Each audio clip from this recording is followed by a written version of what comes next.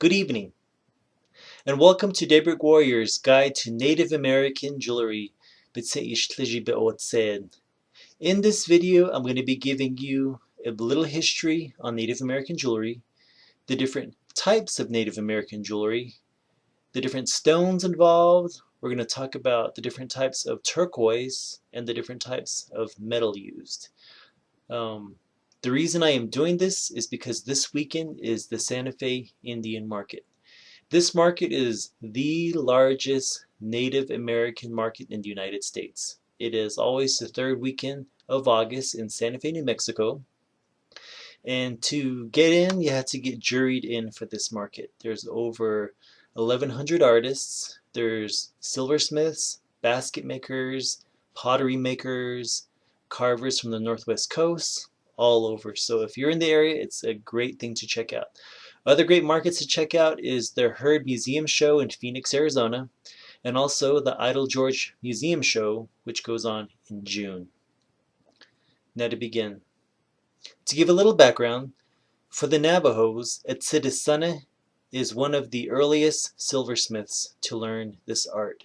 He was a Navajo Indian who was originally from the Wheatfields area region who became a Navajo leader and lived in the Fort Defiance area. He's also known as Besh-Ich-Ine in Navajo. His name is Herrero Delgado. He was from the Betlejine clan, and he was also the brother of Barbencito, one of the great warriors for the Navajo Nation. He learned this art from a guy named Nakaitzosa, who was also known as Casilio in Spanish. And he was the one that learned how to silversmith. He's one of the earlier pioneers in Native American jewelry. Now the typical type of metal that is used, you can use gold or you can use silver. Typically sterling silver is used. Sterling silver, to say that in Navajo, it's beshlakay, which translates to white metal. And essentially, sterling silver is 92.5% silver and it's 7.5% other stuff.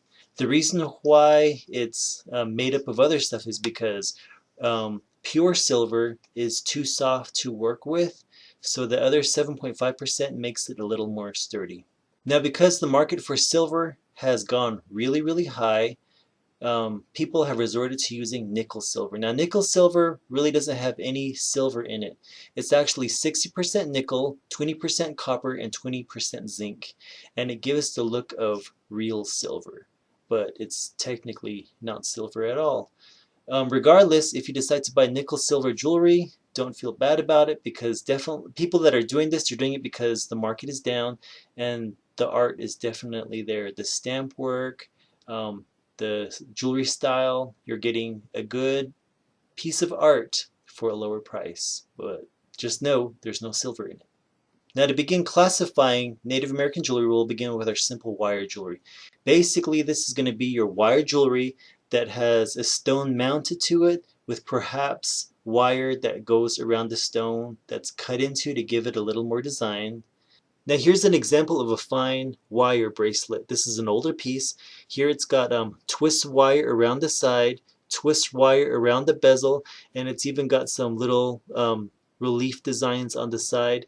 And this one here, it's a heavier piece, it's an older piece, it's a pretty expensive piece, and it's a fine example of wire jewelry. A little step above this is going to be your wire jewelry that has other implements on it, such as feathers, maybe some spiral wire, maybe some bear claws added in, and this is typical of Navajo type of jewelry. Now with wire jewelry, you're getting good jewelry with probably a more affordable cost. A little more expensive is going to be your stamp work. Now your stamp work can be more elaborate. It depends on the amount of stamp work that's employed. Some can go simple, some can go really busy. And then some can also include your bump ups like you see in this Concho Belt, or maybe in the earrings that you see in the lower left hand corner. Those bump ups, it's actually called repose work, which basically you kind of hammer in with a punch your design from the other side to give the raised look. It's called repose work. Now, one of my favorite pieces is one that's made by Thomas Curtis. Now, with his work, he uses a more thick gauge.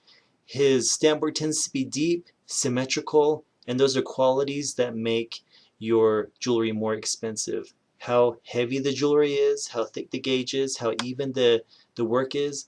This is a pretty expensive bracelet. I won't say how much it is, but it's one of my favorite bracelets by Thomas Curtis. Now, a step above your stamp work is going to be your cluster work. Basically, it's jewelry that has clusters of turquoise in it. Here is an example of a concho belt, a bracelet, an earring, which has clustered turquoise all over it. It's called cluster work. A more complex version of this is one called needlepoint, and this is where the stones are thinner. The bezel wire, which is the wire that goes around the stone to hold it to the base plate, it's thinner. This working with the bezel wire with a piece like this is more complex, which makes this type of jewelry harder to make, which makes it more expensive. And that's needlepoint. And the Zuni tribe has really mastered this art. Your next level of jewelry is going to be your overlay jewelry, which basically means you have a silver plate, and on top of that you have another plate of silver soldered onto it. But this upper plate has designs cut into it. Now, overlay jewelry is typical of Hopi jewelry, and I have two bracelets and an earring here that shows this type of work. My parents is the one in the center. They're Navajo, so it's not just limited to Hopis. With Navajos, they tend to do a lot of rug designs. My parents do rug designs. They also do water designs because we're Tohiatlini, which is Water Flows Together clan, and we incorporate those kind of elements into our jewelry. And a step above that is going to be combining both stamp work and overlay work, and that's going to be your Storyteller bracelet. So Storyteller bracelets basically depict Native American lifestyle. This is typically done by Navajos, so the example that I have here is like a family in a hogan, or basically in a brush shelter called a chaha'o, doing different things like cooking food or planting corn, something. Some people get really exotic with this, and they'll show people sitting in the back of a truck, people hanging laundry. Storyteller bracelets can really be fun. A step above that is going to be your inlay work, which is basically stones inlaid into the jewelry. Basically, you have stones that are interlocking and fitted, and at times people will grind off the top to make it smooth, or they'll grind off the individual stones to where they're kind of beveled over one another. This is typically done by the Hopi tribe and the Zuni tribe. Navajos also do this type of work, but the Hopis and the Zuni master this work, and it's called inlay work. And I have an example of an eagle dancer, and I have two Hopi bracelets and a Hopi ring. And basically they have turquoise, spiny oyster shell, and some coral interlocking into these pieces of work. Now, when you're doing overlay work, there's only so much height and depth you can get. If a person really wants to challenge themselves to make something that has a higher depth, they'll go with the repoussé work, which is what I mentioned, the bump ups. Or if you want something solid, you would go with sand or tufa cast. Now, with sand and tufa cast jewelry, the mold used to be made out of sandstone, and they would make the mold, they would melt the silver, pour the silver into the mold, and you would get your shape. Most people do this using tufa, which is a more porous type of rock, which makes it easier to cut the designs into. And these are some examples of sand casted or tufa casted jewelry. Now, that's only with casting can you get this height, the depth, and the solidness of this type of jewelry. The next thing I want to talk about are the different types of jewelry that are out there that you've probably heard of. The first one we're going to talk about is the Concho Belt. The Concho Belt basically has concho buckles on a belt separated by butterfly designs. The Concho Belt originally began with the Plains Indians that used to wear like these concho buttons in their hair. It was originally made out of nickel silver. The Navajos kind of took that concept and made a belt out of it. Concha actually means shells in Spanish. And this is my own concho belt that was given to me by my parents. And again, this originally came from the Plains Indians. It also came from the Spanish. The bridle of the horses had concho buttons on the bridles, but it was adopted by the Navajo. So this is the concho buckle. This raised relief is basically the repose kind of style work where you have the design punched in from the bottom to give it on the top, and there's even stamp work that's done around the side. And in between you have these butterfly buttons, and this is your concho belt. It's typical of Navajo jewelry. Navajos wear this a lot, and so do other tribes in this southwest area, such as the Hopi and the Zuni and the Pueblo. Another common piece of jewelry in the Southwest is the squash blossom. Now the squash blossom gets its name from the designs on the side, which look like squash blossoms, obviously. Now on the bottom of a squash blossom is what's called the naja. The naja basically comes from the Navajo word naja, which means hook. But the naja typically came from the Spanish. The naja would be found on horses, on their bridle, and it was basically a way to ward off the evil eye. But the Navajos had adopted this into their jewelry, and you have it here in the squash blossom. Now another common piece of jewelry that you find in the Southwest is the bolo tie. Now the bolo tie originated in South America with the Gaucho, or the South American cowboys. They had something similar, but it was brought up north from Ed Hooters in the 1950s, and he introduced the bolo tie to the Southwest. And ever since then, it's become a Southwest classic. Now here is my own bolo tie that was made by my parents. It's sterling silver completely, including the cord. Basically this goes around the neck like so, and you pull it up to kind of adjust the height to put it against the collar of your shirt. And this is the bolo tie. And my parents make this type of bolo, and they make the whole cord out of sterling silver, and it's completely hand woven and handmade.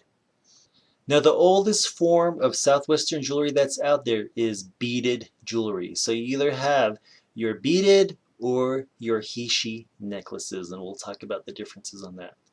So beaded jewelry, which is like the oldest type of jewelry in the southwest area, is basically just nuggets of stone on a string. And here's an example of one that has natural turquoise strung on a string, and this is solid turquoise.